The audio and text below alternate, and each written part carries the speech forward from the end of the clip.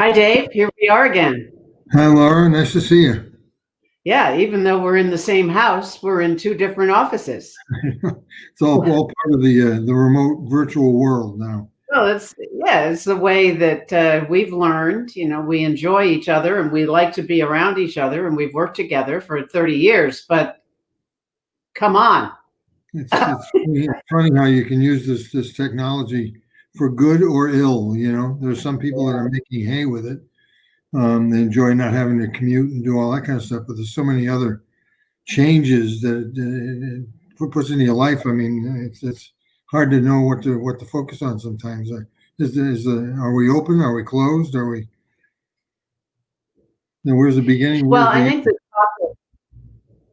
the topic that we're talking about today is this: working virtually is not one size fits all, because where we're at with the world the way it is, and still confusing and unknown, and the VUCA moment: volatility, uncertainty, complexity, ambiguity, check, check, check, check, check.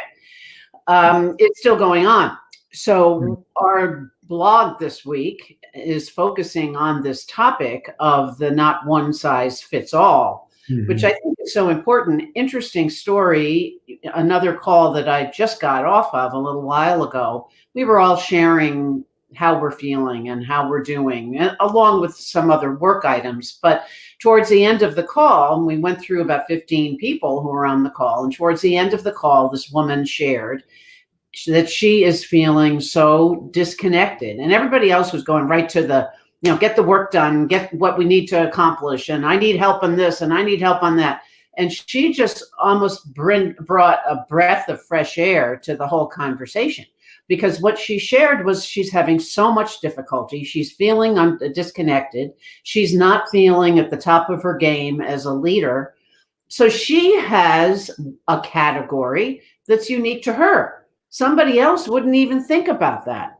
Other Mhm. people would have their different form of stress. It might be something around family issues.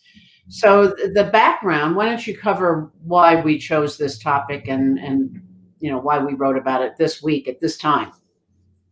Well, I think what we're hearing more and more is the stress starting to rise just across the board. Everybody's got their own take on it. It's funny because some people are, maybe happy to be able to not commute as much and not be all over the place, but being home all the time is not that much easier anyway.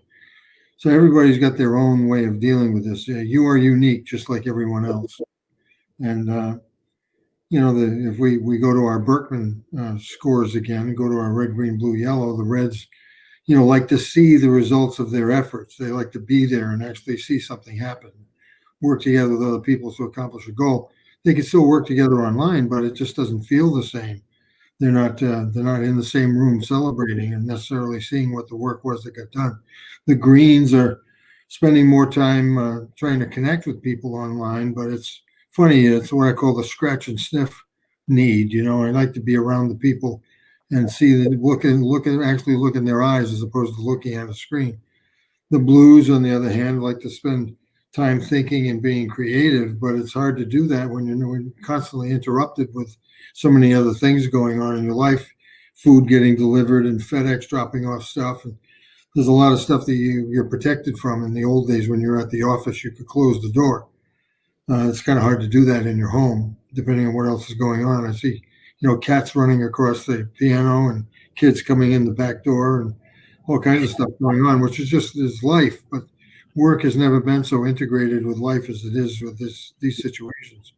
And then the yellows, it's hard to feel like you get your finger on what's going on. The scheduling is different online for some reason. We can have times, but it just doesn't feel the same as it does when you're in real time. So I think everybody's got their own spin on it. I think there's something in it for everyone that's positive, but there's also a lot of, I don't want to say negatives, but there's a lot of stress producing situations that people have to learn how to be able to manage for themselves. Because if they don't, you know what's going to happen. It'll manage them. Oh, sure. Well, and just to, if people don't know, the tool of our choice and what we've used for years that helps people identify their stress behavior, but also provides people with insights on what to do about it. so that you're not just left there with your stress behavior and your strengths. You need a connector, which is what your needs are, what your motivator is. Right. So when we go through these 4 colors, and the tool is called Birkman, Birkman. You can find more about that on our website, and I will put that up on the ticker tape here so that you can see below how to enroll, how to sign up, how to be a part of our world. But I think what's helpful now is to look at, and each of us have interactions with people in all sorts of different areas, and we see people in different, as Dave said, colors. So if you see a colleague or a family member who may be in the green quadrant of disorganization, and they sort of feel like they can't quite get focused, they feel distracted. What you can do to help them is remind them and mention to them what personal wins look like. What have we, and one of the things that came up on this call I just referenced is that somebody has a folder she keeps for herself, reminding her of the things she's done well. Because we can forget that in this craziness. Blues, on the other hand, if you see them procrastinating, putting things off, they don't get to it, or I'll get to it tomorrow. Encourage them to come up with or stick with a schedule. It'd be extremely helpful for them. And yellows, if you see them, who they may be the ones they're looking within the ether for rules and plans and documentation. Right. Reinforce to them that we can provide predictability. And finally, reds are going to feel impatient, and we're going to see their impatience. They're going to be the ones tapping the pencil, even through you can see it on the computer screen. So what we want to make sure they do is give them plenty to do. Remind them that these are pieces that they can latch onto. So it helps everybody, and that's why it's not a one size fits all. These stress types are real, and they certainly need to be managed. Otherwise, guess what? Yeah. They will manage you. Yeah, absolutely. I was just looking at our logo up there in the corner. I like the 4 colors around the WL, the work life, because it's like each color is looking at work life from a different angle. The blues are looking at it from their angle. The reds are looking at it from their angle. It's like an interesting take. I guess we sort of did it without thinking about it. It's a good logo for us. But I think there's also in these challenges, there's opportunities to learn more about ourselves, because the lady you were just talking about who feels disconnected, there's been plenty of organizations we've been to where everybody was there in everybody's presence and they were disconnected too. So it's really learning how to take time to get connected. And what does that look like for you? How can you get connected? How can you ask for the time that you need to make decisions? How can you ask for the data that you need to fill out the form? How can you lay out the project so that you can feel like you've accomplished things along the way?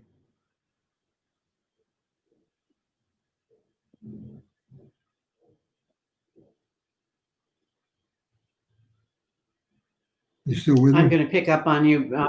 You're cutting off a little bit, so I'm going to jump in. But there's also statistics here around the whole world of remote work and how this is all going to be changing. There's an organization called the Global Workplace Analytics. And so they're tracking what this is looking like and what it has looked like since, the start of this a year ago. And what they found is the best estimate is that 25% to 30% of the workforce will be working from home multiple days a week. So not only is this something that people started asking for, be careful what you wish for, before the pandemic. Now this is something that is going to be, an ongoing event for a number, as you said, a number of positive reasons as well. The cost of money. I saw something on the other day that said the emissions testing, the results of the air quality has improved somewhat, like 20% this past year. Could be even that.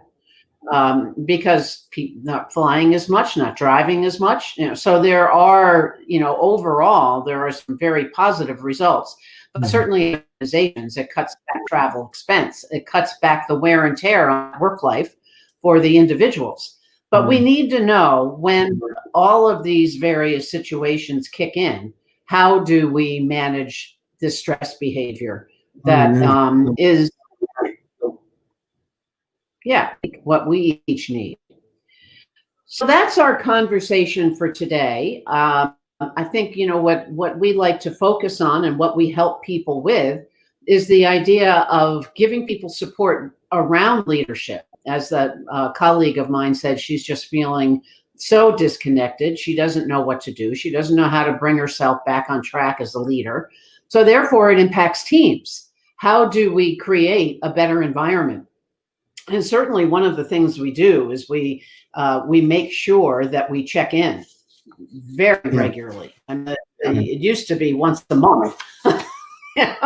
No Well, more. It's got to be at least once or twice a week, if not yeah. daily. I would Yeah, recommend daily. we're used to seeing each other in the workplace and just saying, "Hi, Bob, how you doing? What's going on?" Now we've got to make an actual step to reach out, hook up the Zoom, get the phone call going, whatever it is. We're just not used to doing it. I think as we develop new habits, I might call them the virtual world habits, that'll help us to maintain a productive day. Absolutely. And one of our final pieces, whoops, it just get up, get dressed, get going, show up. I think that's the other side of this is what keeps you up at night may get you up in the morning. It's the kind of thing where you just got to find what works for you if you're feeling that overwhelm, and which leads us to we have this blog post, but we will also be offering in the next few weeks a program that will be focusing on this virtual world, the secrets to thriving in a virtual space. And so on our website here or on our Facebook page, YouTube as well, if you're viewing there, you can certainly sign up and log on to our site. But we will have more information coming out. We'll be talking more on Facebook and YouTube Lives about the future plan for this program. So stay tuned. Any closing words, Dave? I like to get up, get dressed, and get going, but I guess the fourth get would be get motivated. Yeah, because when you do that, you're managing the stress and not letting it manage you. Yeah. So I think that's our takeaway. When you've got a sounding board, when you've got something in place that gets you on target, then you're not feeling so isolated. I think that's the biggest thing, regardless of the color that we just referenced. Everybody feels isolated and just out of sorts. So we will be talking about this more each week. And thank you again for those of you who may be on live or those of you who are watching the recording.